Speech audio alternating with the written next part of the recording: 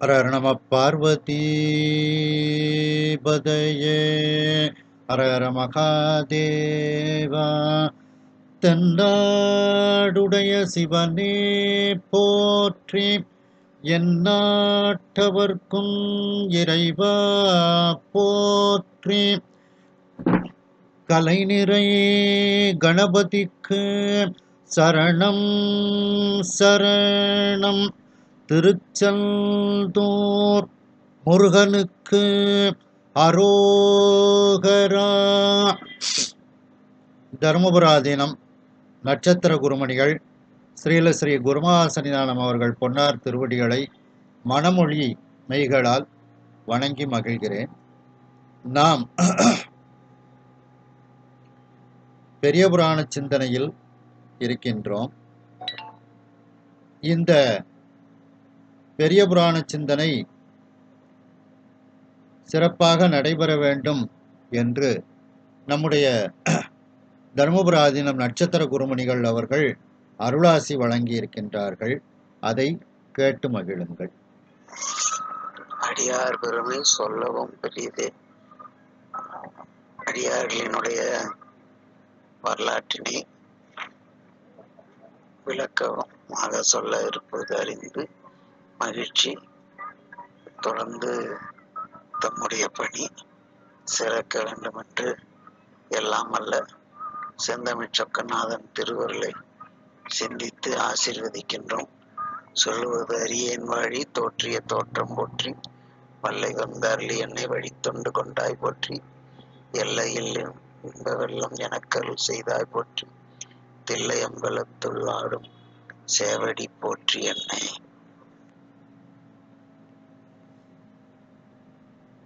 நமக்கு அருளாசி வழங்கிய தர்மபுராதீனம் நட்சத்திர குருமணிகள் அவர்கள் பொன்னார் திருவடிகளை மீண்டும் மனமொழி மெய்களால் வணங்கி மகிழ்கிறேன்.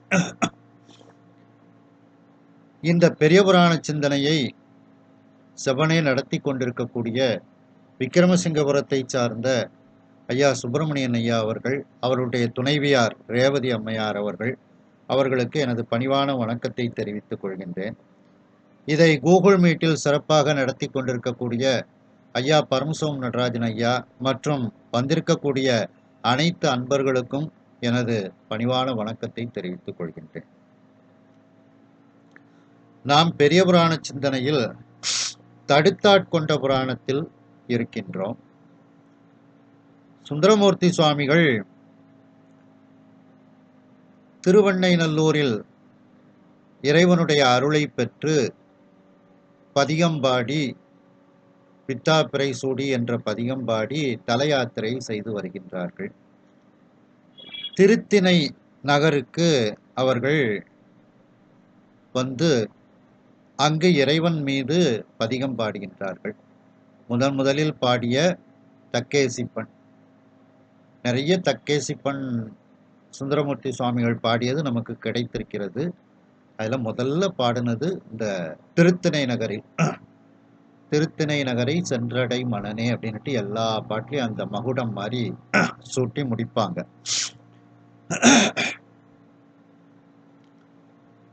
அது என்சீர் ஆசிரிய விருத்தத்துல ரொம்ப அழகா இருக்கும். அந்த என்சீர் ஆசிரிய விருத்தத்துல மனதை பறிகொடுத்து சேக்கிழார் பெருமானும் இப்ப படிக்கக்கூடிய பாடல்ல இருந்து 12 பாடல்கள் அதே அமைப்புல எழுதியிருக்கிறாங்க.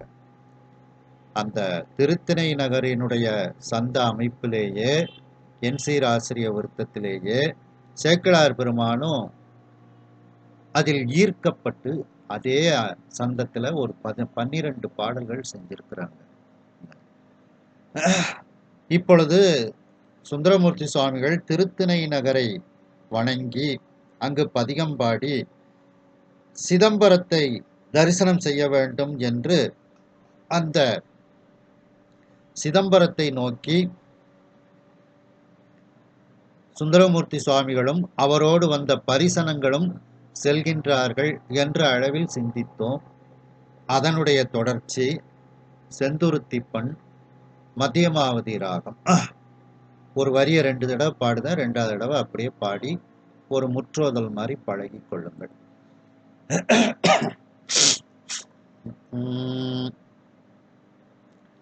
தேமலங்கனி மாமணி மார்பில் தேம் அலங்கல் அணி மாமணி மார்பில் செம்மல் கையல்கள் செங்கமலத்தல் செம்மல் கையல்கள் செங்கமலத்தல் பூமலங்கஜதீர் பாய்வன மாடே பூமலங்கஜதீர் பாய்வன மாடே புல் அலம்பு திரை வெள்வளை வாவே புல் அலம்பு திரை வெள்வளை வாவே தாமலங்குகள் தடம்பனை சூழும் தாமலங்குகள் தடம்பனை சூழும் தன்மருங்கு தொழுவார்கள் தம்மும்மை தன்மருங்கு தொழுவார்கள் தம்மும்மை மாமலங்கள் அற வீடருள் தில்லை மாமலங்கள் அற வீடருள் தில்லை மல்லல் அம்பதியில் எல்லை வணங்கி மல்லல் அம்பதியில் எல்லை வணங்கி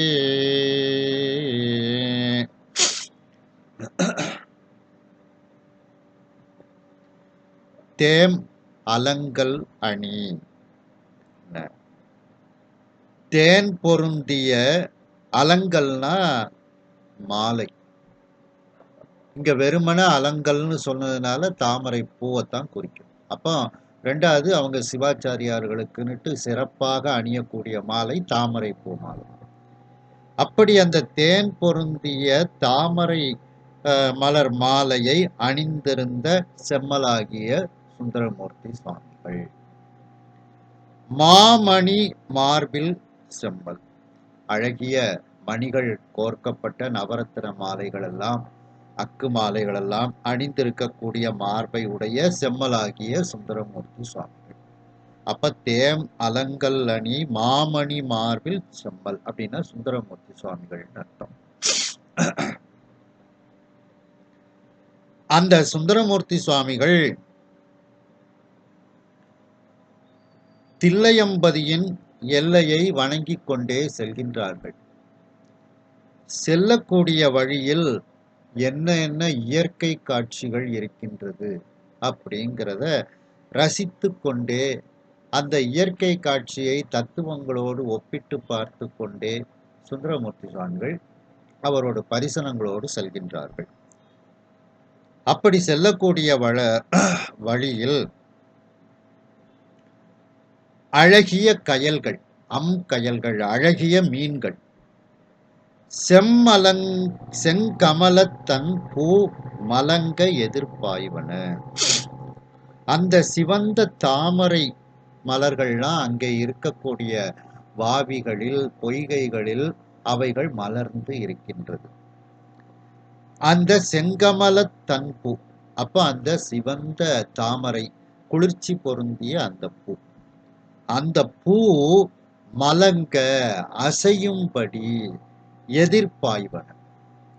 அந்த மீன்கள் எல்லாம் தாமரை பூத்த தடாகத்துல அந்த தாமரை பூ மேல போய் அந்த மீன்கள்லாம் பாய்கின்றது. அந்த தாமரை பூ இதனால அசைகின்றது. அந்த தாமரை பூக்குள்ள போய் கொஞ்ச நேரம் உட்கார்ந்து உடனே திரும்ப தண்ணிக்குள்ள டைவ் அடிக்குது அந்த மீன்கள் எல்லாம். மாடே புல் அலம்பு திரை வெள்வளை வாவி தாமலங்குகள் தடம்பனை சூழும். மாடே அதற்கு பக்கத்தில் அந்த ஒரு பொய்கைன்னு இருந்தா அதை ஒட்டி வயல்கள் இருக்கும். கரைக்கு இந்த பக்கம் வயல்கள் இருக்கும். அந்த நீர்நிலையிலிருந்து மடைகள் வழியாக இந்த வயல்களுக்கு நீர்கள் பாய்ந்து அங்கு விளைவிக்கப்படும். அப்போ மாடே அந்த பக்கத்தில் அந்த நீர்நிலைகளுக்கு பக்கத்தில் வயல்கள் எல்லாம் இருக்கின்றது. அந்த வயல்கள்ல இந்த நீர்நிலையில் உள்ள தண்ணீர் பாய்ந்து அந்த வயல்களிலும் தண்ணீர் தேங்கி இருக்கின்றது.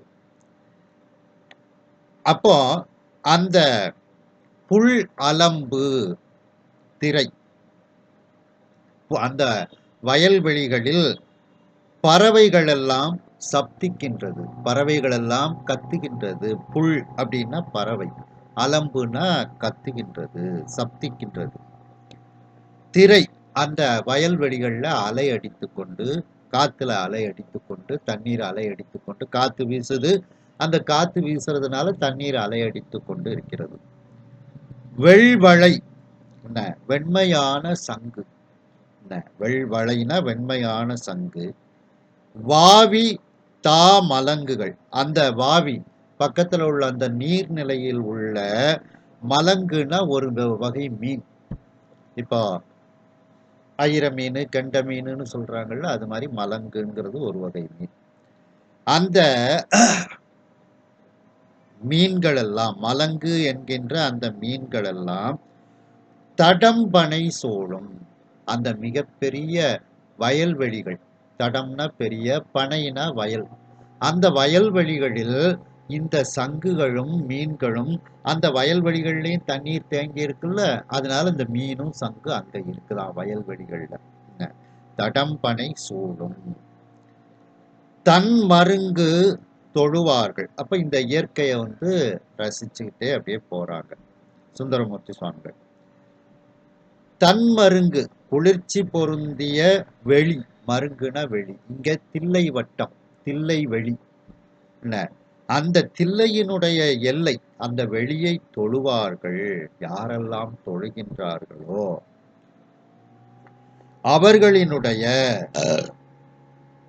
தொழுவார்களிடம் மும்மை மாமலங்கள் அற, அவர்களுக்குரிய அந்த 3 மிகப்பெரிய மலங்கள், ஆணவம், கண்மம், மாயை என்கின்ற அந்த மும்மலங்கள் அவர்களை விட்டு அற நீங்கி அவர்களுக்கு வீடு பேற்றை அருளக்கூடிய அந்த நடராஜ பெருமான் இருக்கக்கூடிய தில்லை.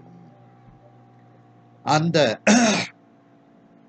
தில்லை மல்லல் அம்பதியின் எல்லை வணங்கி, மல்லல்னா செழிப்பான அப்படின்னு அர்த்தம். அந்த செழிப்பான அழகிய திருத்தலம் தில்லை திருத்தலம். அந்த தில்லை திருத்தலத்தினுடைய எல்லையை வணங்கி கொண்டே செல்கின்றாராம் சுந்தரமூர்த்தி சுவாமிகள். ஏன்னா தில்லை வட்டம் திசை தொழுவார் அவர்கள் வினை ஓடும்னுட்டு நாவுக்கரசு பெருமான் பாடுறாங்க. அந்த தில்லையினுடைய எல்லையை மிதிச்சாலே நம்முடைய மலங்கள் எல்லாம் நீங்குமா. அப்படிப்பட்ட புண்ணிய தலம் அந்த தில்லை. அந்த தில்லை தலத்தை எல்லையை வணங்கி கொண்டே அப்படியே சுந்தரமூர்த்தி சுவாமிகளும் அவரோடு வந்த பரிசனங்களும் இயற்கையை ரசித்து கொண்டே அப்படியே அவர்கள் செல்கின்றார்கள். அதாவது அழகிய மீன்கள் எல்லாம் தாமரை மலர்கள் மீது தாவி அந்த தாமரை மலர்களை அசைக்கின்றது, பறவைகள் சப்திக்கின்றது. வெண்மையான சங்கும் மலங்கு என்கின்ற மீன்களும் அந்த வயல்வெளிகளில் தண்ணீர் தேங்கி இருக்கிறது. அந்த வயல்வெளிகளில் அவைகள் புகுந்து விளையாடி கொண்டு இருக்கின்றது, சங்குகள், அந்த மீன்கள் எல்லாம்.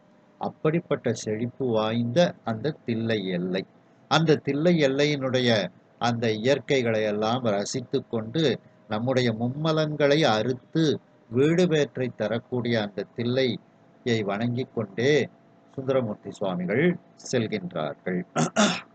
அப்போ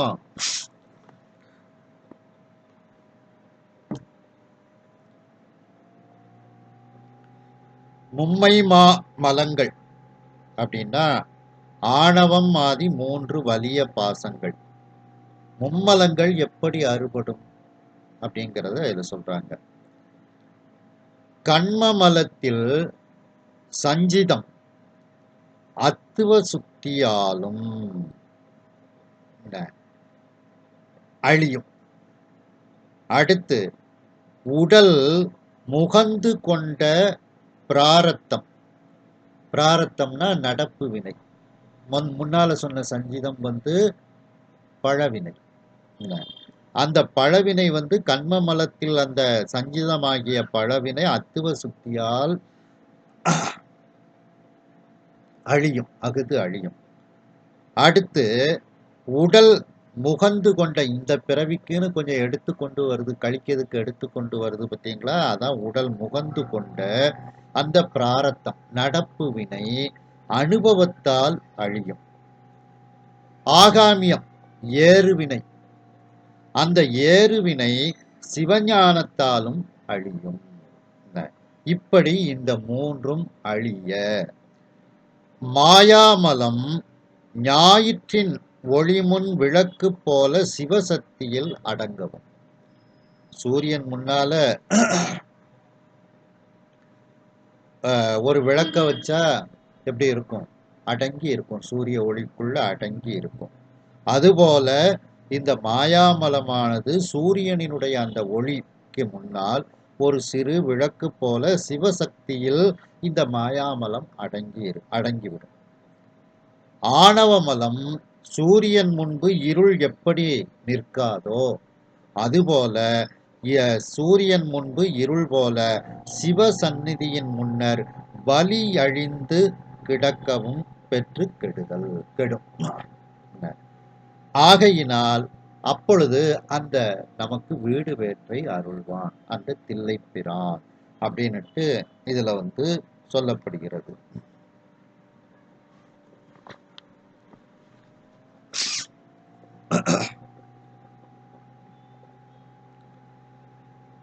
அடுத்து இப்ப எப்படி நம்முடைய மும்மலங்கள் அரும் அப்படிங்கிறத இதுல விளக்கமாக சொல்கின்றார்கள். அடுத்த பாடம்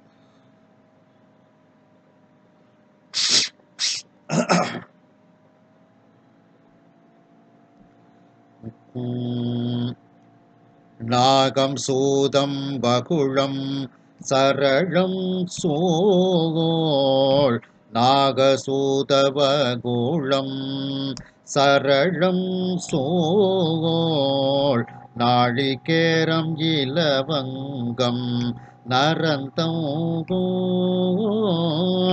நாளிகேரம் இலவங்கம் நரந்தம் பூக ஞாழல் குளிர் வாழை மதுகம் பூக ஞாழல் குளிர் வாழை மதுகம் பொதுளும் வஞ்சி பல எங்கும் நெருங்கி பொதுளும் வஞ்சி பல எங்கும் நெருங்கி மேக சாலமலே சோலைகளாகி மேக சாலமலே சோலைகளாகி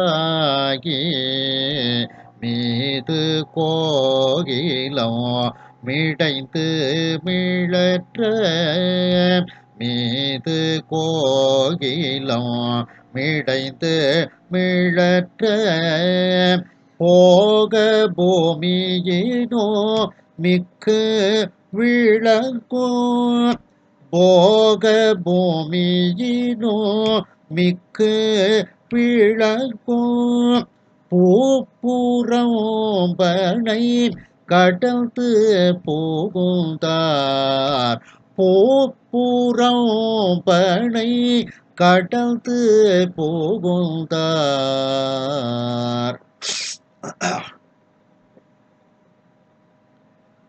அந்த செல்லக்கூடிய வழியில உள்ள இயற்கையை அப்படியே வர்ணிக்கின்றார் சேக்கிழார் பெருமான். எதையெல்லாம் அப்படி இயற்கையை ரசித்து கொண்டே சுந்தரமூர்த்தி சுவாமிகளும் அவரோடு வந்த பரிசனங்களும் சென்றார்கள் அப்படிங்கிறத சொல்றாப்ல. நாகம் அப்படின்னா நாவல் மரத்தையும் குறிக்கும். இந்த நாகலிங்கப்பூ அந்த மரத்தையும் எடுத்துக்கிடலாம். சூதம் அப்படின்னா மாமரம், வகுளம் மகிழம்பூ, சரளம் சூழ் நாளிகேரம் நன்கு வளர்ந்து இருக்கக்கூடிய, சரளம்னா நன்கு வளர்ந்து இருக்கக்கூடிய அந்த தென்னை, நாளிகேரம்னா தென்னை, தென்னை மரங்கள். இலவங்கம், நரந்தம், நரந்தம்னா நாரத்தை.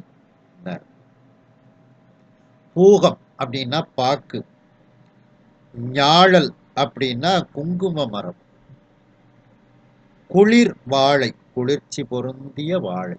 இந்த வாழை மரமே ரொம்ப குளிர்ச்சி தான் அது. மதூகம், மதூகம்னா இலுப்பை மரம், எண்ணெய்க்கு, கோயில் எண்ணெய்க்கு அந்த இலுப்பை மரம் உதவும். பொதுளும் வஞ்சி, பொதுளும்னா நெருங்கி தழைக்கக்கூடிய வஞ்சி, வஞ்சி மரம். பல எங்கும் நெருங்கி, இந்த மரங்கள் எல்லாம் அப்படி நெருக்கமாக அங்கே வளர்ந்து செல்லக்கூடிய வழியில் வளர்ந்து இருக்கின்றது. மேக சாலமலி சோலைகள் ஆகி, மேக கூட்டங்கள் எல்லாம் நன்றாக, சாலன நன்றாக, மலினா ஓய்வெடுத்தல் அப்படின்னு அர்த்தம், தங்கி இருத்தல். அந்த மேகங்கள் எல்லாம் நன்றாக ஓய்வெடுக்கக்கூடிய மிகப்பெரிய சோலைகளாக இந்த மரங்கள் எல்லாம் இருக்கின்றது, சோலைகள் ஆகி. ஏன்னா அந்த மேகம் வந்து தங்கக்கூடிய அளவுக்கு மிக உயரமாக இந்த மரங்கள் எல்லாம் வளர்ந்து சோலைகளாக இருக்கின்றது. மீது கோகிலம் இடைந்து மிளற்ற, அந்த சோலைகளுக்குள், அந்த மரத்தின் மீது கோகிலம், கோகிலம்னா குயில், குயில் கூட்டங்கள் எல்லாம் நெருங்கி இருந்து சப்திக்க, குயில் கூவுதல், அந்த குயில்கள் எல்லாம் கூவுகிறது. போக பூமியினும் மிக்கு விளங்கும். இந்த இடம் வந்து அந்த போக பூமின்னா கிம்புருட கண்டம், அந்த பரத கண்டத்துக்கு புறம்பாயுள்ள கிம்புருட கண்டம், அந்த கிம்புருட கண்டத்தை விட மேலான ஒரு இயற்கை செழிப்போடு இந்த இடங்கள் இருக்கின்றதா. அதான் போக பூமியை விட சிறப்பாக இந்த இடங்கள் இருக்கின்றது. இதை பார்த்தா கிம்புருட கண்டம்லாம் என்ன கண்டம் அப்படிங்கிற எண்ணம் வந்துடும் இந்த இடங்களை பார்க்கும் பொழுது. புறம்பனை கடந்து புகுந்தார், அந்த புறநகர் வயல்கள் வெளிகளை எல்லாம், பூக்கள் இருக்கக்கூடிய அந்த புறத்தே இருக்கக்கூடிய பனை அப்படின்னா வயல்னு அர்த்தம், அந்த வயல்வெளிகளை எல்லாம் கடந்து அந்த சிதம்பரத்துக்கு சென்று கொண்டு இருக்கின்றார்கள் இவர்கள்.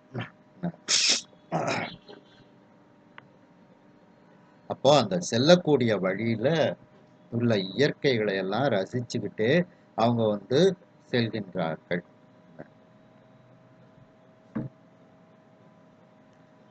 தேன் பொருந்திய தாமரை மலர் மாலையை மார்பில் அணிந்திருக்கக்கூடிய செம்மலும், அழகிய மணிகள் கோர்க்கப்பட்ட ஆபரணங்களை அணிந்த, அக்கு மாலைகளை அணிந்த செம்மலுமாகிய சுந்தரமூர்த்தி சுவாமிகள் தில்லை எல்லையை வணங்குவதற்காக சென்று கொண்டிருக்கின்றார்.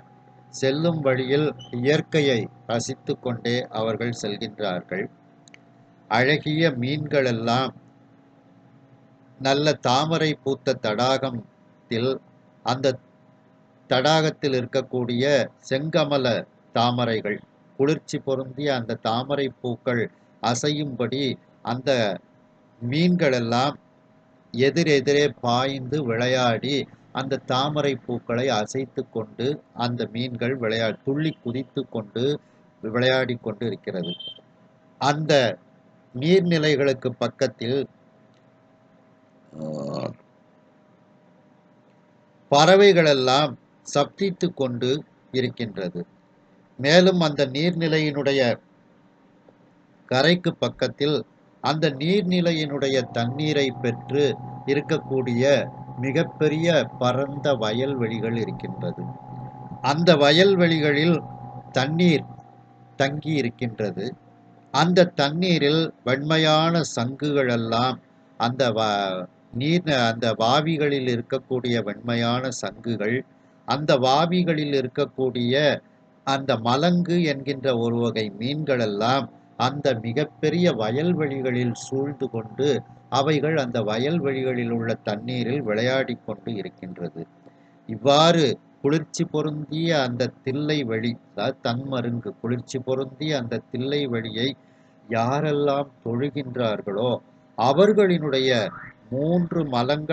மூன்று மிகப்பெரிய மலங்களான ஆணவம், கண்மம், மாயை என்ற 3 மலங்களையும் அறுத்து அவர்களுக்கு வீடு பேற்றை அருளக்கூடிய நடராஜ பெருமான் வீற்றிருக்கக்கூடிய அந்த தில்லை என்கின்ற அந்த செழிப்பான அழகிய திருத்தலத்தின் எல்லையை வணங்கிக் கொண்டே இயற்கையை ரசித்து கொண்டே சுந்தரமூர்த்தி சுவாமிகளும் அவரோடு வந்த பரிசனங்களும் சென்று கொண்டு இருக்கின்றார்கள்.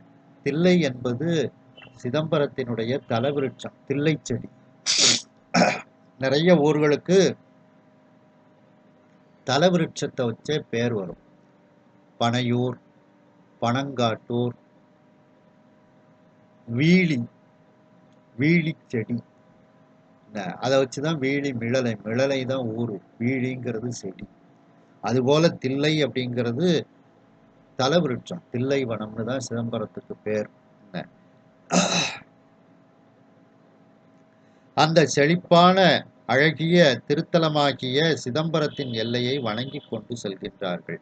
செல்லும் வழியில் எப்படிப்பட்ட மரங்களெல்லாம் இருக்கின்றது என்று ரசித்து கொண்டே செல்கின்றார்கள்.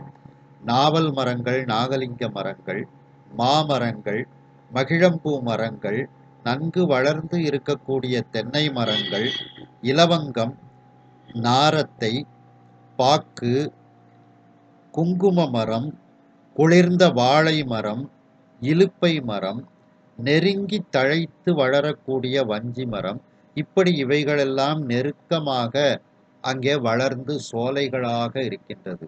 அந்த சோலைகள் மேகத்தை தொடக்கூடிய அளவிற்கு அங்கு உள்ள மரங்கள் வளர்ந்து சோலைகளாக இருக்கின்றது.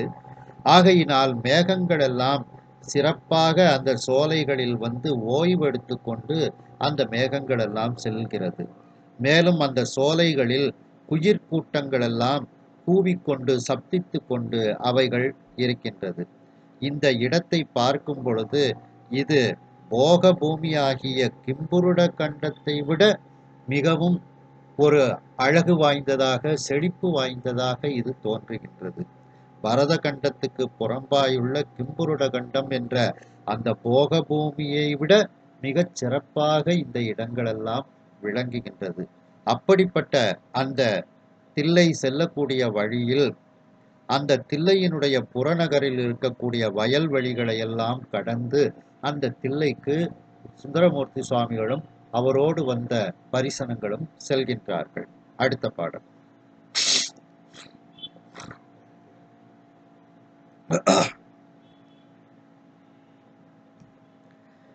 வன்னி கொன்றை வளை சண்பகம் ஆரோ, வன்னி கொன்றை வளை சண்பகம் ஆரோ, மலர்பலாசோடு செருந்தி மந்தாரோ, மலர்பலாசோடு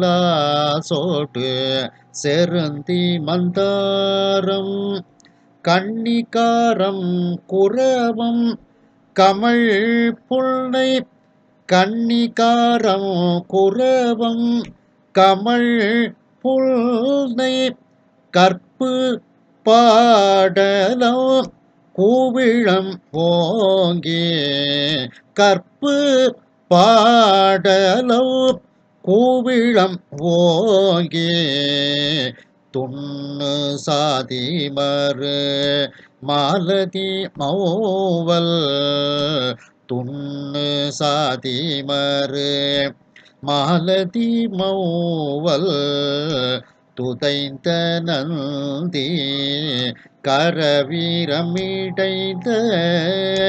துதைந்த நந்தி கரவீரமிடைந்த, பன்மலர் போனித நல்தவணங்கள் பன்மலர் போனித நல்தவணங்கள் பணிந்து செல்றனல் மணங்கமழ் தாரான் பணிந்து செல்றனல் மணங்கமழ் தாரான்.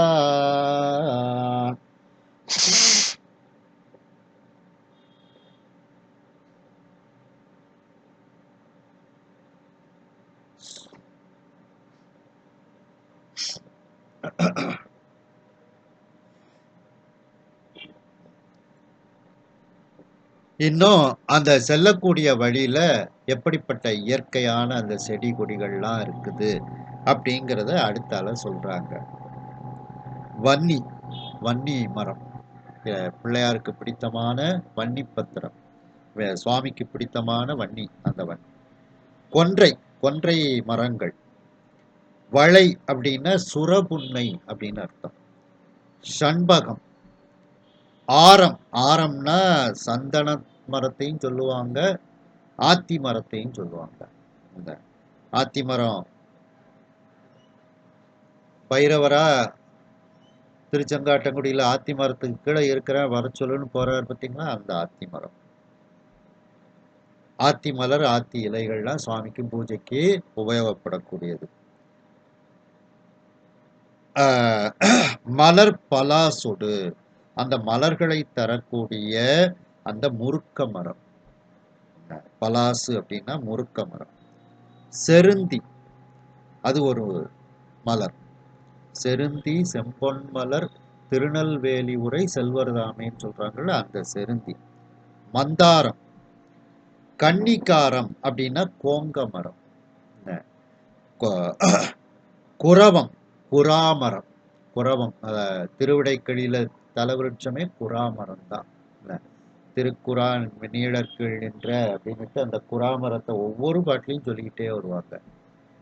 அதுல கமல் புன்னை, வாசனை மிகுந்த அந்த புன்னை மரங்கள்.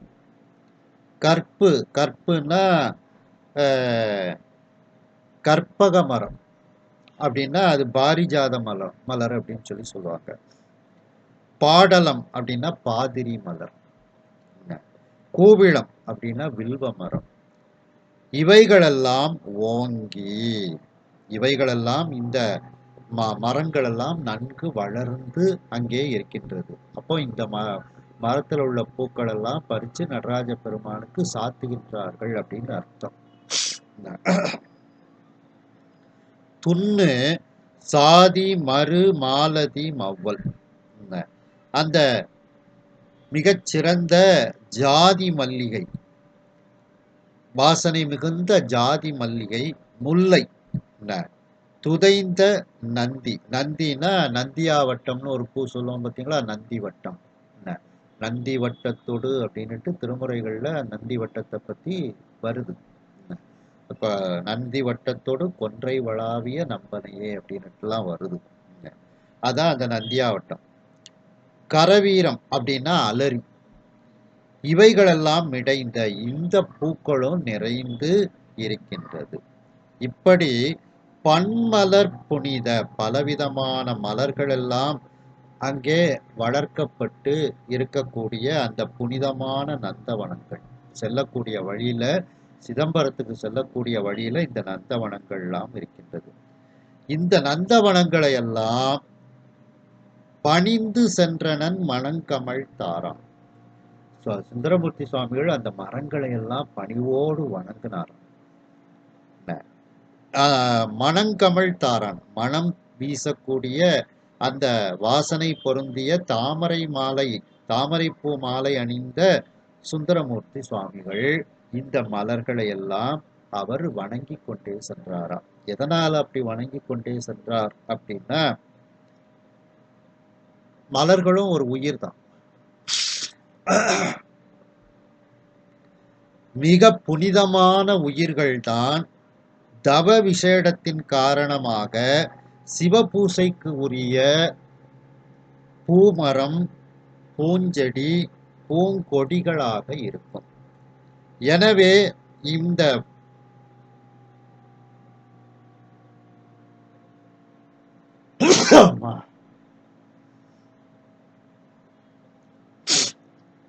ஆகையினால் இவற்றையெல்லாம் சுந்தரமூர்த்தி சுவாமிகள் வணங்கிக் கொண்டே அவர்கள் சென்றார்களாம்.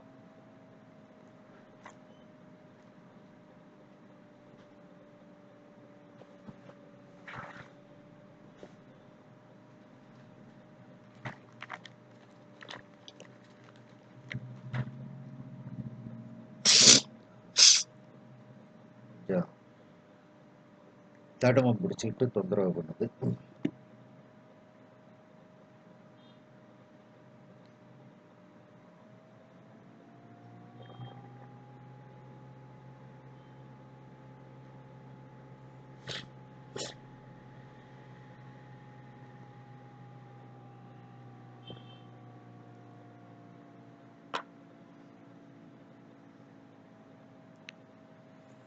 அப்போ ஒரு பூக்கள் சிவபூஜைக்கு, கோயிலுக்குள்ள சுவாமிக்கு ஆன்மார்த்த பூஜைக்கு, பரார்த்த பூஜைக்கெல்லாம் அது செல்லணும் அப்படின்னா அது தவம் செஞ்சிருக்கும்.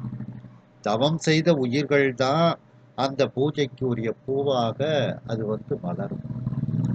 அதனால இவைகளெல்லாம் தவம் செய்த புனிதமான உயிர் கூட்டங்கள் அப்படின்னுட்டு அந்த பூக்கள் பூஞ்செடிகள் நந்தவனத்தை எல்லாம் வணங்கி கொண்டே சுந்தரமூர்த்தி சுவாமிகளும் அவரோடு வந்த அந்த அடியார் பெருமக்களும் சென்றார்களாம். அதான் மணங்கமழ் தாராம். தார்னா மாலைன்னு அர்த்தம். இங்க தாமரைப்பூ மாலையை அணிந்திருக்கக்கூடிய சுந்தரமூர்த்தி சுவாமிகள், அந்த வாசனை கமழக்கூடிய தாமரைப்பூ மாலை, அதை அணிந்த சுந்தரமூர்த்தி சுவாமிகள் இப்படி செல்லும் வழிகளில் இருக்கக்கூடிய பூக்களை எல்லாம் வணங்கி கொண்டு அவர் ரசித்து கொண்டு சென்றார்.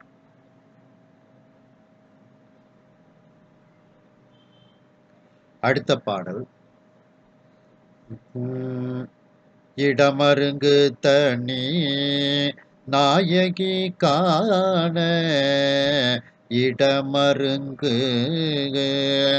தனி நாயகி காண ஏழ்பெரும் பூவனம் உய்ய எடுத்து ஏழ்பெரும் பூவனம் உய்ய எடுத்து நடம் நவின்று அருள் சீலம்பொலி போற்றும் நடம் நவின்று அருள் சீலம்பொலி போற்றும் நாட்மறை பதியை நாளோ வணங்க நாட்மறை பதியை நாளோ வணங்க கடல் வளம் கொள்வது போல் புடை சோழோ கடல் வளம் கொள்வது போல் புடை சோழோ காட்சி மேவி மிகு சேற்றலவோங்கோ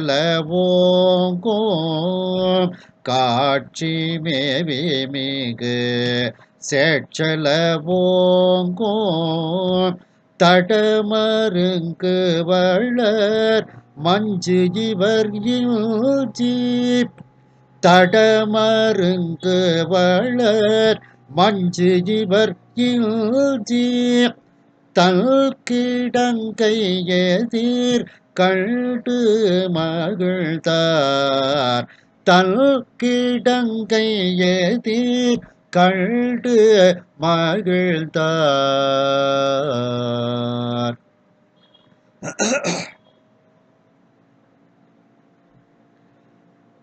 இடமருங்கு இடப்பாகத்தில் வீற்றிருக்கக்கூடிய தனி நாயகி, ஒப்பற்ற நாயகி, சிவகாம சுந்தரி, அந்த அம்பிகை காண அந்த அம்பிகை கண்களால் காணுமாறு ஏழ் காண நடனவின்று அருள் நடனம் செய்யக்கூடிய பெருமான், அம்பிகை காண நடனம் செய்யக்கூடிய பெருமான். அது மட்டுமா, ஏழ் பெரும் புவனம் உய்ய அந்த 7 உலகத்தில் இருக்கக்கூடிய உயிர்க்கூட்டங்கள், 7 பெரும்புவனம், 7 மிகப்பெரிய அந்த உலகங்கள், 7 உலகங்கள். அந்த உலகத்தில் உள்ள உயிர்கள் எல்லாம் உய்வதற்காக எடுத்து நடனவின்று அருள். தன்னுடைய ஒரு காலை தூக்கி, எடுத்துனா ஒரு காலை தூக்கி நடனம் ஆடி அருள் செய்யக்கூடிய பெருமான் அப்படிங்கிறாரு. இந்த 7 பெரும்புவனம்ங்கிறத 7 வகை தோற்றத்து உயிர்கள் அப்படின்னுட்டும் எடுத்துக்கிடலாம். இல்லை 7 வகை உலக 7 பெரும்புவன உயிர்கள் அப்படின்னுட்டு அர்த்தம் எடுத்துக்கலாம். அந்த நடனம் ஆடக்கூடிய பெருமான், அருள் செய்யக்கூடிய பெருமான் சிலம்பு ஒலி போற்றும். அந்த பெருமானினுடைய காலில் உள்ள சிலம்பு ஒலியை எல்லோரும் போற்றுவார்கள். அந்த சிலம்பு ஒலியில இருந்துதான் எல்லாமே ஆரம்பிக்கும். அந்த சிலம்பு ஒலி போற்றும். நான்மறை பதியை, அந்த 4 வேதங்களுக்கே உரிய திருத்தலமாக இருக்கக்கூடிய அந்த சிதம்பரம். அந்த சிதம்பரத்தின் பெருமையை சொல்லும்போது 4 வேதங்கள் அங்கே. இன்னைக்கும் பார்த்தீங்கன்னா சிதம்பரத்துல அந்த 2 திருவிழா, ஆணி திருமஞ்சனம், மார்கழி திருவாதிரை, 10 நாளும் 4 வேதங்கள் பாராயணத்துக்கு சிறப்பாக நடந்து கொண்டே இருக்கும். அது ஞானசம்பந்த பெருமானி சொல்லும்போது, கற்றாங்கு எரியோம்பி கலியை வாராமே செற்றார் வாழ்தில்லை சிற்றம்பலம் மேய முற்றாவெள் திங்கள் முதல்வல் பாதமே பற்றா நின்றாரை பற்றா பாவமே. கற்றாங்கு எரிவோம்பி, அப்படிப்பட்ட அந்த வேதங்களை வைத்து வேள்விகள் செய்யக்கூடிய அந்த அந்தணர்கள், அவர்கள் வாழக்கூடிய அந்த பதி, அந்த சிதம்பரத்தை தினமும்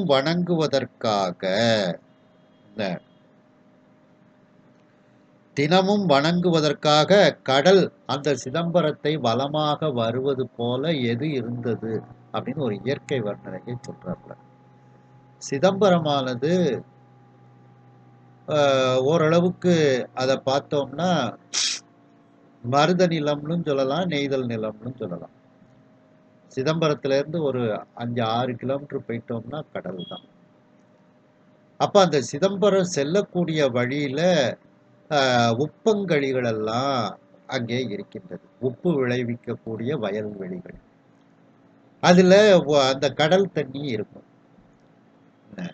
அப்போ அந்த சிதம்பரத்தை சுத்திலும் இந்த உப்பங்கழிகள்லாம் இருக்கிறதுனால அந்த கடலே நடராஜ பெருமான தரிசனம் பண்ணணும், அப்படி தினந்தோறும் தரிசனம் பண்ணணும்னுட்டு இப்படி வளமாக வந்து கொண்டு இருக்கின்றதோ, உப்பங்கழிகளாக வளமாக வந்து கொண்டு இருக்கின்றதோ அப்படின்னுட்டு வியந்து அந்த இயற்கையை ரசித்து கொண்டே செல்கின்றார். அதான் நாளும் வணங்க. எது நாளும் வணங்க? கடல் தினந்தோறும் அந்த சிதம்பரத்தை வணங்குவதற்காக கடல் வலங்கொள்வது போல் அந்த கடல் சிதம்பரத்தை வலமாக வழிபாடு செய்வதை போல புடை சூழும் காட்சி, அந்த சுற்றிலும் சூழ்ந்து இருக்கக்கூடிய காட்சி அப்படி இருக்கின்றது. காட்சி மேவி, என்ன காட்சி மேவி? அந்த உப்பங்கழிகள் எல்லாம் கடல் போல அங்கே இருக்கின்றது. மிகு சேட்சல ஓங்கும். சேட் அப்படின்னா தொலைவு, மிகவும் அந்த உயரமாக செல்லக்கூடிய அந்த மேகங்கள். தடமருங்கு வளர் மஞ்சு, அந்த மிகப்பெரிய அந்த நீர்நிலைகளுக்கு பக்கத்தில் வளர்ந்து இருக்கக்கூடிய அந்த மேகங்கள். மஞ்சுனா மேகங்கள்.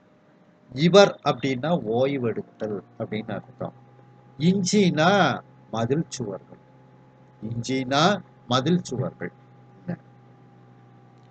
அப்போ அந்த மிக உயரத்தில் ஓங்கி செல்லக்கூடிய அந்த மேகங்கள் எல்லாம் அந்த நீர்நிலைகள் சூழ்ந்து இருக்கக்கூடிய அந்த மதில்கள், அந்த மதில் சுவர்களில் மேகங்கள் வந்து ஓய்வெடுக்கின்றதா. அவ்வளவு உயர்ந்த மதில்கள், மேகத்தை தொடக்கூடிய அளவிற்கு அந்த மதில் சுவர்கள். இஞ்சி அப்படின்னா மதில் சுவர். அந்த அப்படிப்பட்ட அந்த மதில் சுவரை பார்க்கின்றார்கள். அந்த மதில் சுவருக்கு பக்கத்தில் மிகப்பெரிய அகழி இருக்கின்றது. தன் கிடங்கு, தன்னா குளிர்ச்சி பொருந்திய, கிடங்குன்னா அகழி, நீர்நிலைன்னு சொல்லுவாங்க கிடங்கு அப்படின்ட்டு. ரொம்ப ஆழமான தண்ணீர் நீர் இருக்கக்கூடிய இடத்த கிடங்கு அப்படிம்பாங்க. ஆற்றுக்குள்ளே கூட இப்போ அந்த பக்கம் போகாத, அது ஒரு பெரிய கிடங்கா இருக்கு, உள்ளே போனால் வெளியில் வர முடியாதும்பாங்க. அப்போ தன் கிடங்குன்னா குளிர்ச்சி, ஏன்னா தண்ணீர் நிறைய ஆழமாக இருக்கிறதுனால குளிர்ச்சியும் இருக்கும் அங்கே. அதனால குளிர்ச்சி பொருந்திய அந்த ஆழமான கிடங்கு, அகழி அப்படின்னு அதை எடுத்துக்கிடணும். அந்த அகழியை எதிரில் கண்டு மகிழ்ந்தார். அந்த அகழிகள்லாம் அங்கே சிதம்பரத்தில் இருக்கின்றது. அதை பார்த்து சுந்தரமூர்த்தி சுவாமிகள் மகிழ்ச்சி அடைகின்றார்.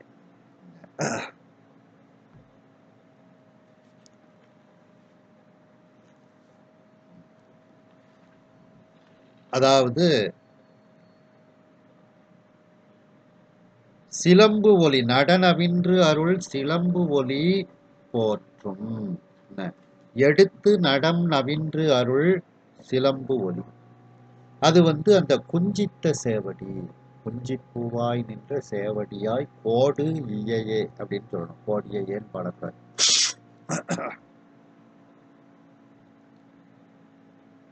தூக்கி கூத்து ஆடுவதனால் அந்த சிலம்பில் எழுகின்ற ஒலி, அதான் சிலம்பு ஒலி.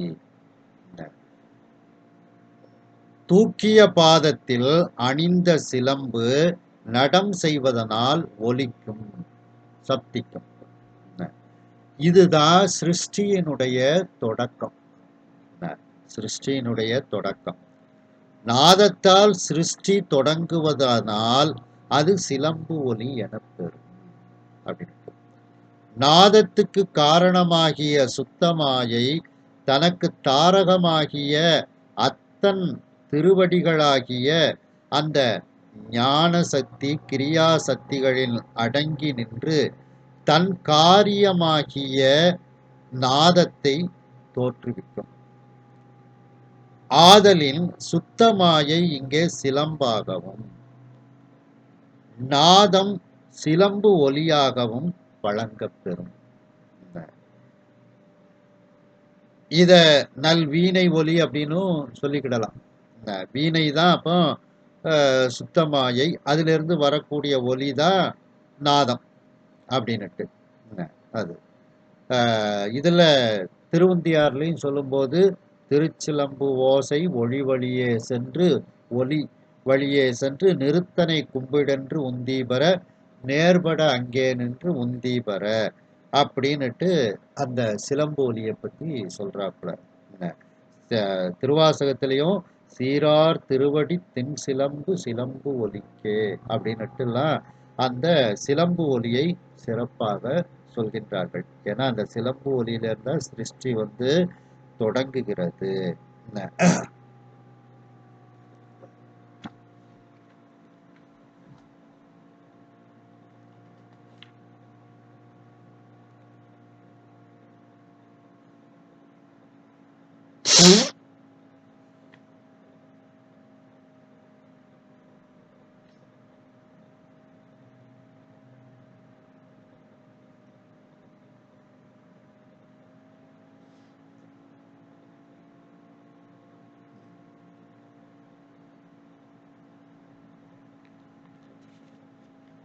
சுந்தரமூர்த்தி சுவாமிகள் அவருடைய பரிசனங்களோடு தில்லையை நோக்கி சென்று கொண்டிருக்கின்றார்கள். செல்லக்கூடிய வழியில் எப்படிப்பட்ட பூமரங்கள் எல்லாம் இருக்கின்றது, கோட்டுப்பூ, கொடிப்பூ, நிலப்பூ, நீர்ப்பூ, இதெல்லாம் சொல்லிக்கிட்டே பார்த்துக்கிட்டே ரசிச்சுக்கிட்டே போறாங்க.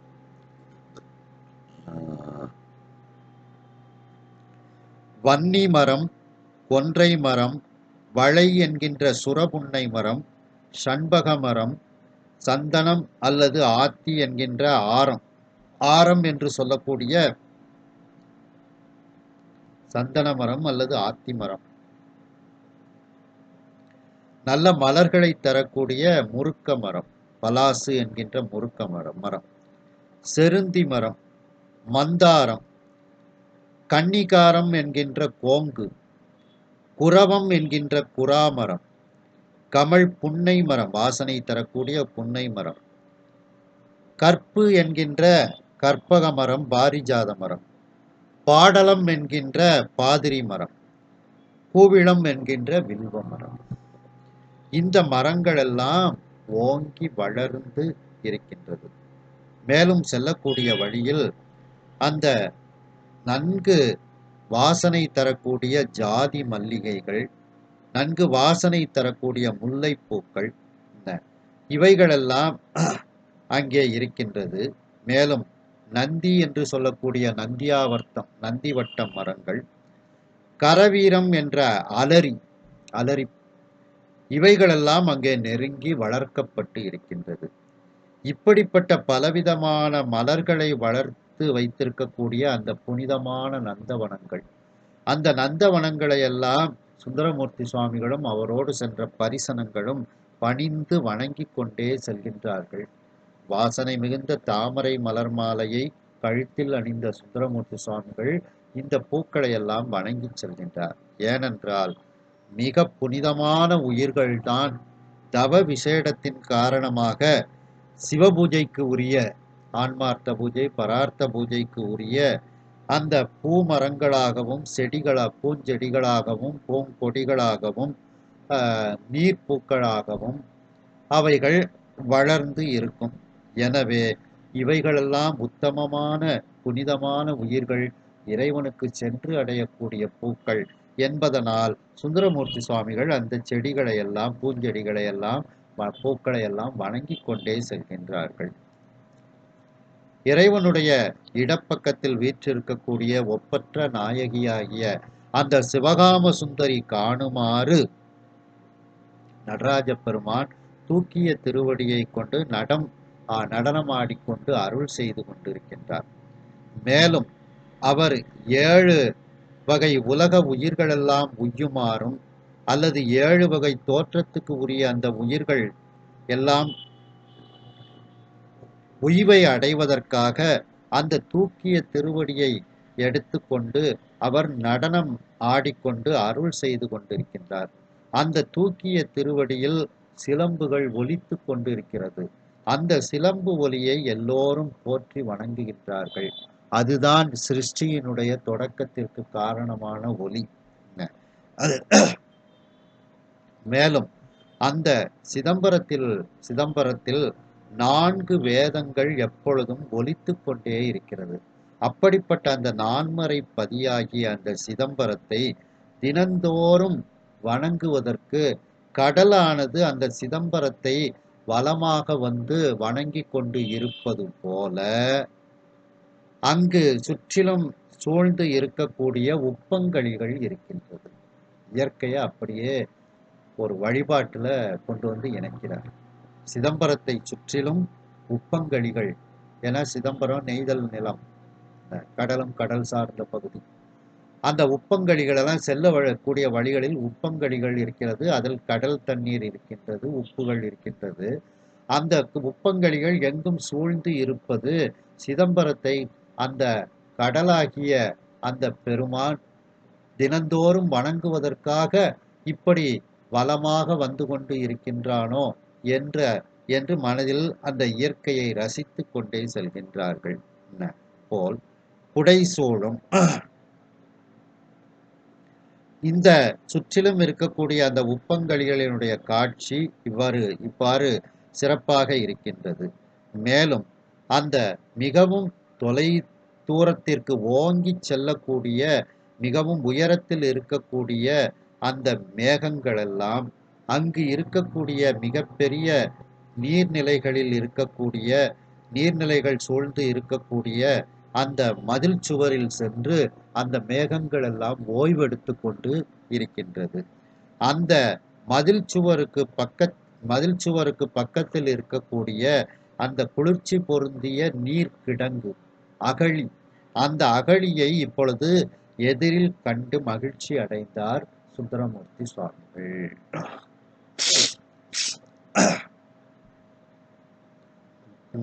அடுத்த பாட்டு.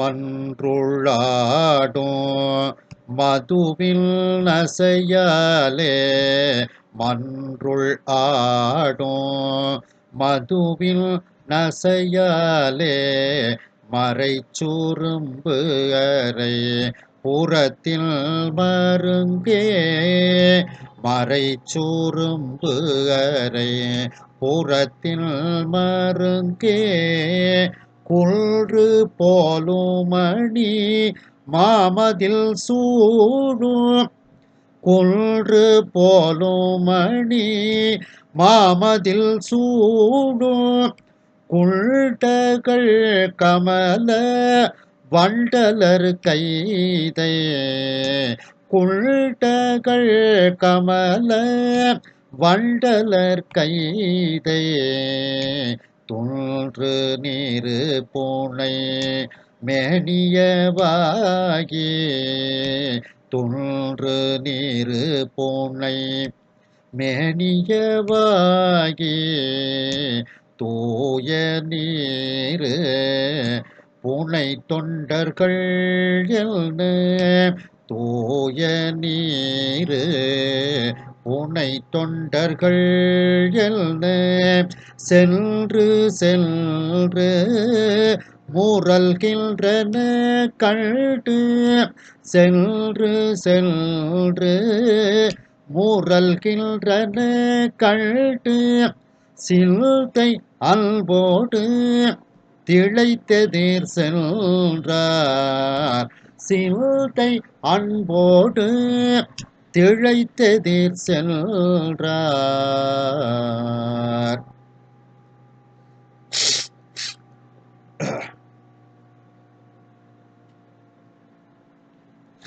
இதுவும் நல்ல ஒரு இயற்கை வர்ணனையை சொல்றாங்க. மன்றுள் ஆடு மதுவின் நசையாலே. மன்றுனா நடராஜ பெருமான் ஆடக்கூடிய பொன்னம்பலம். அந்த பொன்னம்பலத்தில் ஆடிக்கொண்டிருக்கக்கூடிய அந்த தேன் போன்று இருக்கக்கூடியவன். மதுன தேன். இங்க தேனாகவே நடராஜ பெருமான் இருக்கின்றார் அப்படிங்கிறார். திருவையாறுல பார்த்தீங்கன்னா தேன் பதிகம்னுட்டே ஒரு பதிகம்.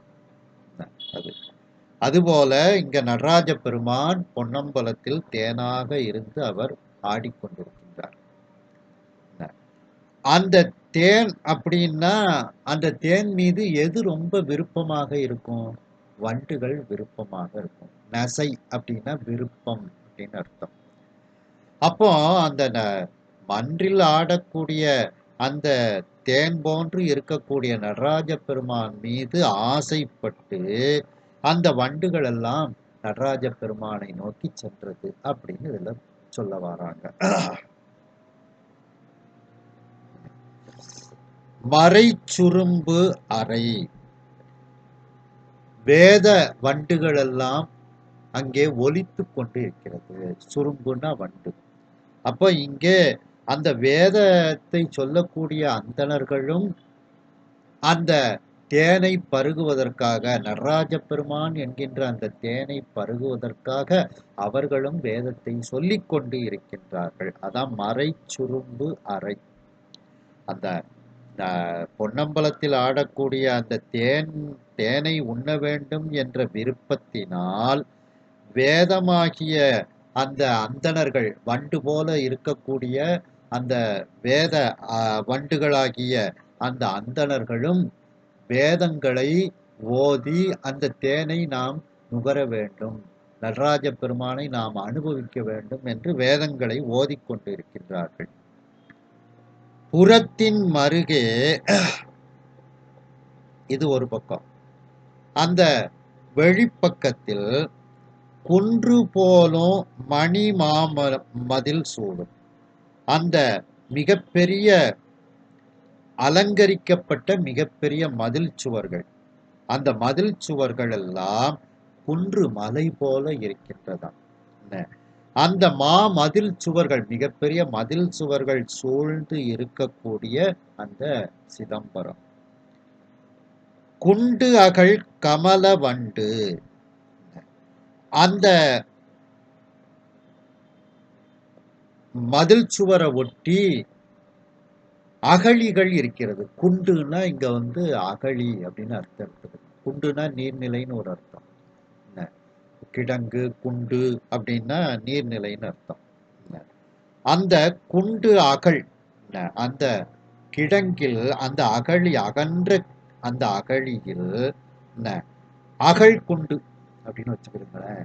அகன்ற அந்த அகழி, அதில் தாமரைகள் பூத்திருக்கிறது. குண்டு அகழ் கமல, தாமரை பூத்திருக்கிறது. அதில் வண்டுகள் இருக்கின்றது. அந்த வண்டுகள் அந்த தாமரை மலரிலிருந்து பக்கத்தில் இருக்கக்கூடிய, மலர்ந்து இருக்கக்கூடிய அந்த கைதை மலருக்கு செல்கிறது. வண்டுகள் எல்லாம் கைதை மலருக்கு சென்று அதில் உள்ள மகரந்தங்களை எல்லாம் தன்னுடைய மேலே உடம்பில் பூசிக்கொள்கிறது. அந்த கைதை மலருக்குள்ள புகுகிறது அந்த வண்டு. புகுந்த உடனே அந்த வெண்மையான மகரந்தங்கள்லாம் இந்த வண்டு மேல படிந்து திருநீர் பூசினது மாதிரி அது வெளியில வருது. துன்று நீரு புனை மேனியவாகி, அந்த வண்டானது அந்த கைதை மலருக்குள் நுழைந்து திருநீரு பூசிய ஒரு மேனியை உடையதாக வெளியே வருகிறது. மேனியவாகி, அது எப்படி இருக்கின்றதா அந்த வண்டு? தூய நீரு புனை தொண்டர்கள் என்ன, தூய்மையான திருநீற்றை அணிந்திருக்கக்கூடிய தொண்டர்களைப் போல இப்ப அந்த வண்டுகள் எல்லாம் இருக்கின்றதா. ஆனா அது பூசியது துன்று நீரு, அடியார்கள் பூசியது தூய நீரு. ரெண்டுக்கும் ஒரு வித்தியாசம் இருக்கு. அது சென்று சென்று முரல்கின்றன. அந்த நடராஜ பெருமான் இருக்கக்கூடிய இடத்திற்கு இந்த வண்டுகள் எல்லாம் சென்று சென்று, திரும்ப திரும்ப சென்று சென்று அந்த நடராஜ பெருமான் பக்கத்தில் போய் முரளுகின்றது, சப்திக்கின்றது, ரீங்காரம் இடுகிறது அந்த வண்டுகள். ஏன்னா அது நடராஜ பெருமான் அங்க தேனா இருக்கிறார். அந்த தேனை குடிக்கிறதுக்காக வேண்டி பக்கத்துல போய் வண்டுகள் முரளுகின்றது, ரீங்காரம் இடுகின்றது. இதை பார்த்தவுடன் அந்த சுந்தரமூர்த்தி சுவாமிகளினுடைய சிந்தையில் அன்பு மிகுதியாகிறது. அன்போடு திளைத்து எதிர் சென்றார். அப்படியே வேகமாக இன்னும் அந்த நடராஜ பெருமான் இருக்கக்கூடிய இடத்தை நோக்கி அவர்கள் சென்று கொண்டிருக்கின்றார்கள். செல்லக்கூடிய வழியில் உள்ள இயற்கை எல்லாம் ரசித்துக் கொண்டே அவர்கள் செல்கின்றார்கள். இதுல அந்த துன்று நீரு அப்படின்னா, அந்த திருநீற்றுல திருநீர் என்னன்னா, துன்று நீருன்னா உண்மையும் தூய்மையும் இல்லாத மாயாக்காரிய பொருள். அப்ப அந்த உண்மையும் தூய்மையும் இல்லாத அந்த மாயாக்காரிய பொருள்ல முதல்ல அந்த வண்டு மூழ்கி அடுத்தால உண்மையை நோக்கி செல்கிறது. அது உண்மை. ஆனால் உண்மையான தூய திருநீற்றின் தோற்றம் மட்டும் பொருந்தியது. அந்த துன்று நீருங்கிறது அந்த உண்மையான தூய திருநீற்றினுடைய தோற்றத்தை மட்டும் பொருந்தியது அந்த வண்டு. அதனாலதான் அதற்கு துன்று நீருன்னு கொடுக்குறாரு. தோற்றம் மட்டும்தான். பார்க்க திருநீர் பூசினது போல தோற்றம் இருக்கு. ஆனா அதுல உண்மை இல்லை, தூய்மை இல்லை. ஆனா சிவனடியார்கள் பூசிய திருநீற்றில் உண்மையும் தூய்மையும் இருக்கின்றது. அதனாலதான் அதை தூய நீரு புனை தொண்டர்கள் அப்படின்னு ரெண்டுக்கும் வித்தியாசம் காமிக்கிறாங்க. துன்று நீரு வேற, தூய நீரு வேற. தூய நீற்றுல, அடியார்கள் பூசிய தூய நீற்றுல சத்தியம் இருக்கும், தூய்மை இருக்கும். அதே ஏன்னா புறந்தூய்மை நீரால் அமையும், அகந்தூய்மை வாய்மையார் காணப்படும் அப்படின்னு சொல்றாங்க. அப்போ புறந்தூய்மை, உடம்புல நல்லா குளிச்சு திருநீர் பூசுறாங்க, அது புறந்தூய்மை. புறத்துல மட்டும் திருநீர் பூசி இருந்தா போதுமா? சொன்ன வாக்க காப்பாற்ற வேண்டாமா? சொன்ன சொல்லல நிக்கணும். அதான் தவறாத மாறாத வார்த்தை. ஒரு சொன்னதுக்காக வேண்டி அந்த திருவாலங்காட்டுல அந்த வேளாளர்கள்லாம் அத்தனை பேரும் தீக்குளிச்சாங்க. அந்த சொன்னவங்க தான் செத்து போனாங்கல்ல. இவங்க அவன் தான் போயிட்டார, சாட்சிக்கு ஆளா இருக்குன்ட்டு பேசாம இருக்கலாம்ல. சொல்லியாச்சு. நீ இறந்துட்டேன்னா நாங்களும் தீக்குளிப்போன்னு வார்த்தை கொடுக்குறாங்க. அவன் இறந்துருதான். இவங்களும் அங்கேயே தீய வளர்த்து அவங்க சொல்ல காப்பாத்துறாங்க. அப்படிப்பட்ட வேளாளர்கள். அதை சேக்கிழாரே பெரிய புராணத்துல பதிவிடுதாங்க. அதை நம்ம பின்னால பார்ப்போம் அந்த இது. அப்படி அந்த வெளியில் அந்த திருநீர் பூசி இருக்கக்கூடிய சிவனடியார்கள், அது அவருடைய புறந்தூய்மையை காட்டுகிறது. அதே நேரத்தில் உள்ளமும் அவருடைய உண்மைத்தன்மை சத்தியத்தோடு இருக்க வேண்டும். அந்த திருக்குறளுக்கு ஏற்றாற் போல இருக்க வேண்டும். ஆனா இந்த துண்டு நீர் புனைந்த அந்த வண்டு தோற்றம் மட்டும்தான் இருக்கு. அதுல உண்மை இல்லை, தூய்மை இல்லை. அடியார்கள் பூசிய திருநீற்றில் உண்மையும் தூய்மையும் இருக்கின்றது அப்படிங்கிறது தான் இதுல சொல்கிறார்கள். மேலும் மணிவாசக பெருமான் சொல்லும்போது பார்த்தீங்கன்னா, தினைத்தனை உள்ளதோர் பூவினில் தேன் உண்ணாதே நினை தோறும் காண்தோறும் பேசுந்தோறும் எப்போதும் அனைத்து எலும்பு உள்நக ஆனந்தத்தேன் சொரியும் குனிப்புடையானுக்கே சென்று ஊதாய் போத்தும்பீகே.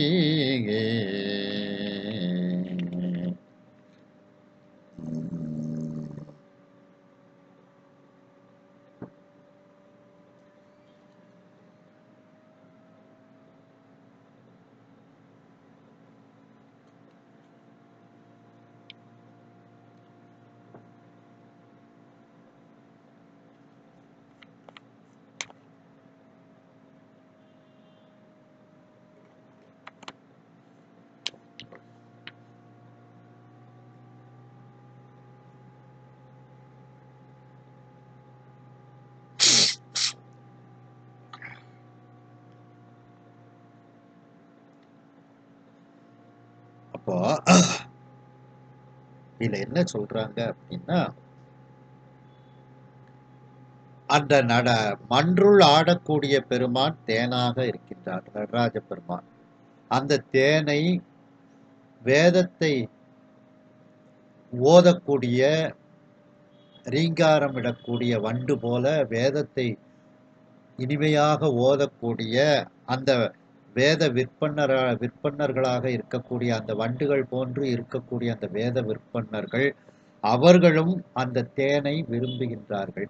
வேதத்தை ஓதி அந்த தேனை அவர்கள் அனுபவிக்க அவர்கள் விரும்புகிறார்கள்.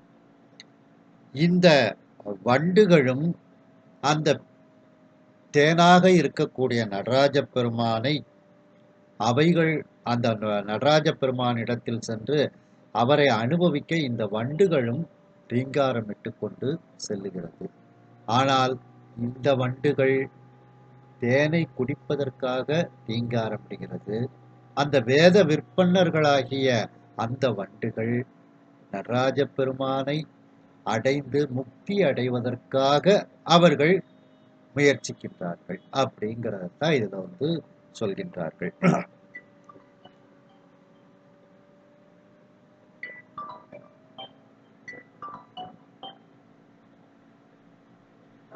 மச்சுக்கு வாங்க, மச்சுக்கு வாங்க.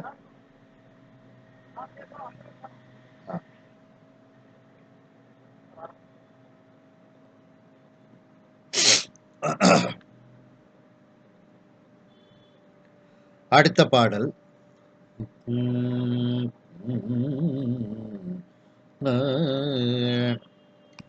பார்விளங்க வள்ளர் நான்மறை நாதம், பார்விளங்க வள்ளர் நான்மறை நாதம் பயின்ற பண்பு மிக வெண்கொடி ஆடும் பயின்ற பண்பு மிக வெண்கொடி ஆடும் சீர்விளங்கு மணி நாவொலியாலும் சீர்விளங்கு மணி நாவொலியாலும் திசைகள் நான்கு எதிர் புறப்படலாலும் திசைகள் நான்கு எதிர் புறப்படலாலும் தார்விளங்கு வரை மார்பில் அயன் பொன் தார்விளங்கு வரை மார்பில் அயன் பொன் சதுர்முகங்கள் என ஆயினத்தில்லை சதுர்முகங்கள் என ஆயினத்தில்லை ஊர்விளங்கு திரு வாயில்கள் நான்கில் ஊர்விளங்கு திரு வாயில்கள் நான்கில் உத்தர திசையை வாயில் முன்கைதே உத்தர திசையை வாயில் முன்கைதே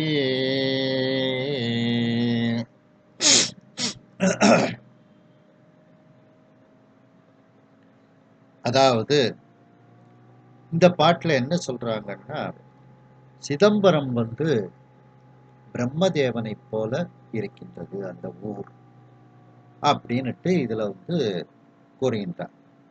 எப்படி அப்படிங்கறதான் இப்ப நம்ம பார்க்கணும். பார் விளங்க வளர் நான்மறை. இந்த உலகத்தில் உள்ள மக்கள் எல்லாரும் நன்கு விளங்குவதற்காக, அவர்கள் நல்ல நெறியை அடைவதற்காக, அவர்கள் முக்தி பேற்றை அடைவதற்காக வளர் நான்மறை, அந்த 4 வேதங்களும் சொல்லப்பட்டு கொண்டே இருக்கிறது, ஓதப்பட்டு கொண்டே இருக்கிறது. அந்த வேதங்களை நாம் ஓதுவதை கேட்டாலும் நமக்கு புண்ணியம். அது அப்போ அந்த வேதங்கள் எதற்காக வளர்னா ஓதப்படுதல், எதற்காக ஓதப்படுகிறது? பார் விளங்க, இந்த உலகம் சிறப்பாக இருக்க, உலகத்தில் உள்ள மக்கள் சிறப்பாக இறைவனை வழிபட்டு முக்தி அடைவதற்காக அந்த வேதங்கள் ஓதப்படுகிறது. அப்போ அந்த 4 வேதங்களுக்கு உரியவர் பிரம்மதேவர். நாதம் பயின்ற பண்பு மிக. நாதங்கள் அப்படின்னா வாத்தியங்கள், தோல் கருவிகள், துளை கருவிகள், கீதங்கள், தேவாரங்கள், பன்னிரு திருமுறைகள், இப்படி இறைவன் மீது பாடிய அந்த பாடல்கள், அந்த நாதம் பயின்ற பண்பு மிக, இவைகளும் உரியவர் பிரம்மதேவர். பண்பு மிக. வெண்கொடி ஆடும் சீர் விளங்கு. வெண்கொடி அப்படின்னா சரஸ்வதி தேவிய குறிக்கும். அந்த சரஸ்வதி தேவி ஆடிக்கொண்டிருக்கக்கூடிய பெருமை விளங்கக்கூடியவர் நான்முகன். அப்படின்னா என்ன அர்த்தம்னா, சரஸ்வதி தேவி பிரம்மதேவனினுடைய நாக்கில் இருக்கின்றார், நாவில் வீற்றிருந்து நடனமாடிக்கொண்டு இருக்கின்றாள். அப்போ சிதம்பரத்துல கற்றவர்கள் அதிகம், சரஸ்வதி தேவியை போல கற்றவர்கள் அதிகம். அப்ப வெண்கொடி ஆடு சீர் விளங்கு. அப்ப அந்த வெண்கொடியாகிய இத பின்னால அன்னக்கொடின்னு நம்ம பார்க்கலாம். அது அந்த சரஸ்வதி தேவி ஆடிக்கொண்டு நாவில், பிரம்மதேவனினுடைய நாவில் ஆடிக்கொண்டு இருக்கக்கூடிய பெருமை விளங்கிய அந்த பிரம்மதேவன் மணி நா ஒலியாகும். சிதம்பரத்துல 4 கோபுர வாசல்கள்லையும் மிகப்பெரிய மணிகள் கட்டப்பட்டிருக்கிறது. பூஜை நேரங்களில் அந்த மணிகள் அடிக்கப்படும். என்ன? அப்படி அந்த மணியில் இருக்கக்கூடிய நாக்கு, தொங்கிக் கொண்டிருக்கக்கூடிய அந்த நாக்கு, அதை கொண்டு ஒலி எழுப்புவார்கள். அப்போ இந்தெந்த நேரத்துல பூஜை நடக்கின்றது அப்படின்னு நாம தெரிந்து கொள்ளலாம். என்ன? அப்படி அந்த மணி நா ஒலி ஆளும். பிரம்மதேவனினுடைய நாக்கிலிருந்தும் அந்த ஒலியானது வருகின்றது. என்ன? அது திசைகள் 4 எதிர் புறப்படலாலும். என்ன? 4 திசைகளிலும் அந்த மணிகள் அடிக்கும் பொழுது என்ன? அந்த 4 திசைகளில் எதிர்ப்பக்கமாக அந்த ஒலிகள் எல்லாம் அப்படியே புறப்பட்டு 4 பக்கமும் அந்த ஒலிகள் பரவுகின்றது.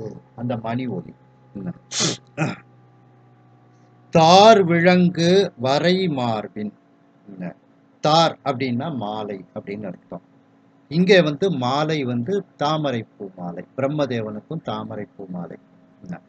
அந்த வெண்தாமரைப்பூ மாலை, அந்த வெண்தாமரைப்பூ மாலையை மார்பில் விளங்கக்கூடிய, மார்பில் அணிந்திருக்கக்கூடிய வரை போன்ற மார்பை உடையவன். வரைனா மலை, மலை போன்ற மார்பில் வெண்தாமரைப்பூ மாலையை அணிந்திருக்கக்கூடிய அயன் பிரம்மதேவன். அந்த பிரம்மதேவனினுடைய நிறம் என்ன? பொன்னிறம். அதனாலதான் பிரம்மாவை ஹிரண்ய கர்ப்பன் அப்படின்னு சொல்லுவாங்க. ஹிரண்யம்னா பொன் அப்படின்னு அர்த்தம். என்ன? அது அப்படி அந்த பொன் அயன் பொன் சதுர்முகங்கள் என ஆயின தில்லை.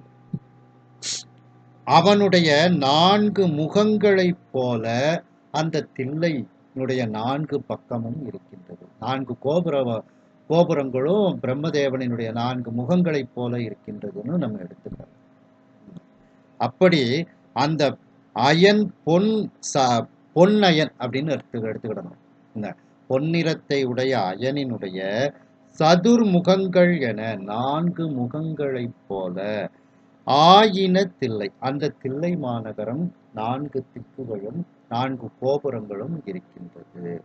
அப்படிப்பட்ட அந்த தில்லை ஊர் விளங்கு, அந்த தில்லை ஊர் என்கின்ற அந்த விளக்கம் பொருந்திய சிறப்பு மிகுந்த அந்த திருவாயில்கள் 4 திருவாயில்களையும் இப்போ வடக்கு திசையில் இருக்கக்கூடிய வாயிலில் இப்பொழுது வந்து சேர்ந்தார் சுந்தரமூர்த்தி சுவாமிகள்.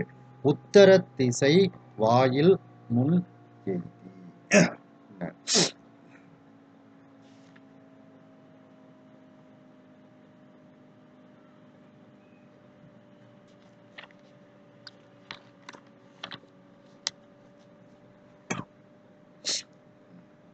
அப்போ அந்த சிதம்பரத்தை பார்க்கும்போது, தொலை தூரத்திலிருந்து பார்க்கும்போது அந்த பிரம்மாவை போல இருக்குதாம். பிரம்மாவினுடைய 4 முகங்களைப் போல இருக்குதாம். அந்த 4 கோபுரத்தை பார்த்தாலே பிரம்மாவை போல 4 முகங்கள் உடையதாக அது நமக்கு தோற்றம் அளிக்கும். என்ன?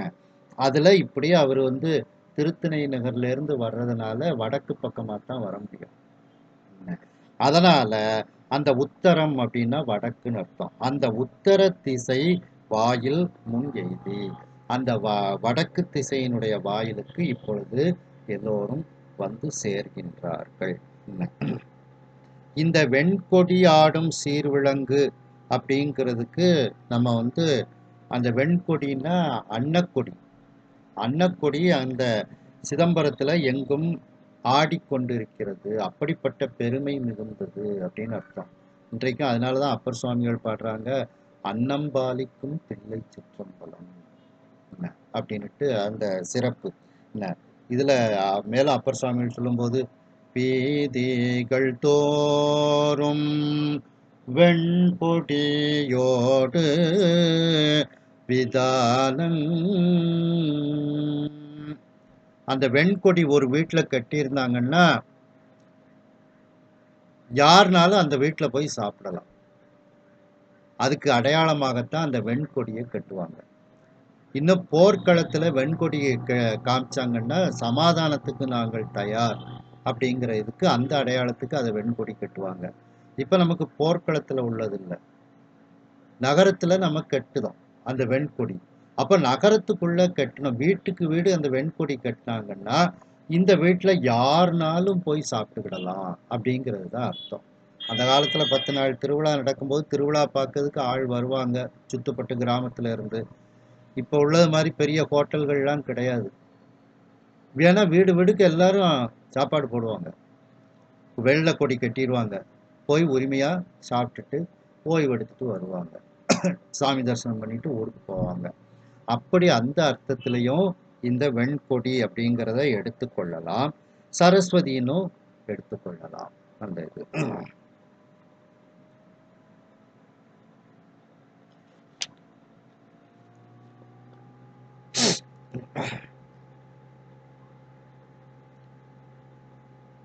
மன்று, அந்த பொன்னம்பலம் நடராஜ பெருமான் ஆடக்கூடிய அந்த மன்றுள் வீற்றிருக்கக்கூடிய நடராஜ பெருமான் தேனாக இருக்கின்றார். மதுவை போன்று தேனை போன்று தேனாக இருக்கின்றார். அந்த தேனின் மீது விருப்பம் கொண்டு வண்டுகள் அங்கே செல்லும் தேனை குடிப்பதற்காக. வேத வண்டுகள், வேத வண்டுகள் என்றால் வேதத்தை ஓதக்கூடிய அந்த அந்தணர்கள். அந்த அந்தணர்கள் அந்த வேதத்தை ஓதிக்கொண்டு வண்டுகள் எப்படி அறைகின்றதோ, வண்டுகள் எப்படி முரளுகின்றதோ, வண்டுகள் எப்படி ரீங்காரம் இடுகின்றதோ, அதுபோல இந்த வேத விற்பன்னர்களும் அந்த வேதத்தை ஓதுகின்றார்கள். ஏனென்றால் சாம வேதம் எல்லாம் இசை குறிப்பு மிகுந்ததுதான். அப்படி அந்த வேத அந்தணர்கள் எல்லாம் அந்த வேதத்தை ஓதிக்கொண்டு அந்த வண்டுகளாக அந்த நடராஜ பெருமானாகிய தேனை உண்பதற்காக அவர்கள் செல்கின்றார்கள். மேலும் இது உள்ளே காண்கின்றோம். வெளிப்புறத்தில் புறத்தில் எப்படி வண்டுகள் இருக்கின்றது அப்படிங்கிறத இதுல சொல்றாங்க. புறத்தின் மருங்கே வெளிப்பக்கத்தில் அந்த சிதம்பரத்தில் இருக்கக்கூடிய மிகப்பெரிய மதில் சுவர்கள் எல்லாம் நல்ல மணிகளால் அலங்கரிக்கப்பட்டு மிகப்பெரிய குன்றுகளைப் போல அந்த மதில் சுவர்கள் இருக்கின்றது.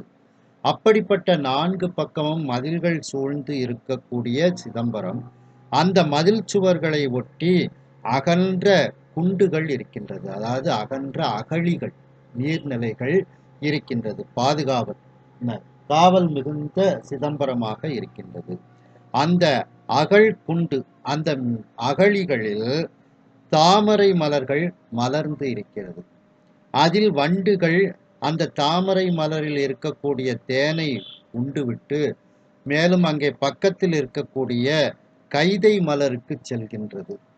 அந்த கைதை மலருக்கு சென்று அந்த கைதை மலருக்குள் புகுந்து வெளியே வருகிறது. அப்படி அந்த கைதை மலருக்குள் புகுந்து வெளியே வரும்போது அதில் இருக்கக்கூடிய அந்த வெண்மையான மஞ்சளான அந்த மகரந்தங்களை தங்களுடைய உடம்பில் பூசிக்கொண்டு அவைகள் வெளியே வருவது, அந்த வெண்மையான மகரந்தங்களை பூசிக்கொண்டு வெளியே வரும்போது அவைகள் எப்படி இருக்கின்றது என்றால் திருநீறு பூசிய வண்டுகளைப் போல அவைகள் இருக்கின்றது. துன்று நீரு புனை மேனியை உடையதாக அந்த வண்டுகள் வெளியே வருகிறது. அவ்வாறு அந்த திருநீற்றை பூசிக்கொண்டு அந்த வண்டுகள் நடராஜ பெருமானாகிய தேனை நோக்கி தேன் குடிப்பதற்காக செல்கின்றது. அந்த வண்டுகள் பூசிய திருநீரு எப்படிப்பட்டது என்றால் அந்த துன்று நீரு எப்படிப்பட்டது என்றால் அதில் உண்மையும் தூய்மையும் இல்லாத மாயாக்காரிய பொருள் அது. அதாவது உண்மையான தூய திருநீற்றின் தோற்றம் மட்டும் பொருந்தியதாக அந்த வண்டுகள் இருக்கின்றது. அந்த வண்டுகள் உலகியல் பரமாக அந்த தேனை குடிக்க செல்கிறது. ஆனால் அடியார்கள் அப்படி அல்ல. அவை அடியார்கள் தூய்மையான திருநீரை அணிந்து கொண்டு தொண்டர்கள் அந்த தேனாகிய நடராஜ பெருமானை அவர்கள் பருகி மகிழ்வதற்காக அவர்கள் தூய அடியார்கள் தூய்மையான திருநீரை பூசிக்கொண்டு செல்கின்றார்கள். அந்த தூய திருநீறு அணிந்த அடியார்களிடத்தில் புறத்தில் தூய்மையும் அகத்தில் சத்தியமும் அவர்களிடத்தில் இருக்கும். திருவள்ளுவர் சொன்ன வாக்குப்படி புறந்தூய்மை நீராளமையும் அகந்தூய்மை வாய்மையார் காணப்படும் என்ற இலக்கணத்திற்கு உட்பட்டு அடியார்கள் அந்த திருநீற்றை பூசி அவர்கள் அந்த நடராஜ பெருமான் மீது வேதங்கள் ஓதி பாடி அந்த தேனை அவர்கள் குடிக்க அவர்கள் உண்மையோடு செல்கின்றார்கள்.